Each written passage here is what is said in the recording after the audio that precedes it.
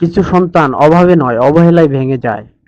পৃথিবীর সবচেয়ে বড় গভীর ক্ষত সেইটি যা আপন মানুষ উপহার দেয়। সন্তানকে শুধু বড় করলেই দায়িত্ব শেষ হয় না, তার হৃদয়টাকে আগলায় রাখতে হয়।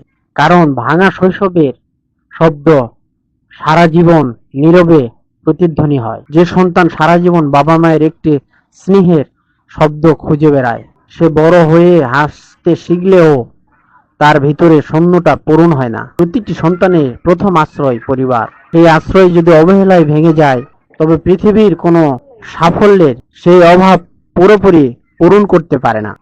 অবহেলা দিয়ে সন্তানকে শক্ত নয় নৃশংস বানানো হয়। ভালোবাসা দিয়ে তাকে এমন মানুষ বানানো যায় যার আলো একদিন পুরো পরিবারকে আলোকিত করবে।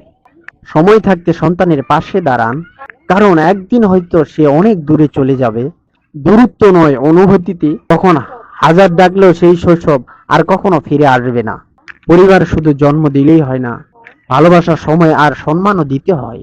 অবহেলায় বড় হওয়া একটু শিশু বড় হয়ে হয়তো সফল হতে পারে, কিন্তু তার ভিতরে শূন্যতা সহজে ভরে না। সন্তানের সবচেয়ে বড় প্রয়োজন দামি উপহার নয়, বাবা মার আন্তরিক ভালোবাসা ও পাশে থাকা। ঘরে সন্তানের কথা শোনা হয় না, সেই ঘরে নীরবতা ধীরে ধীরে দূরত্ব পরিণত হয়।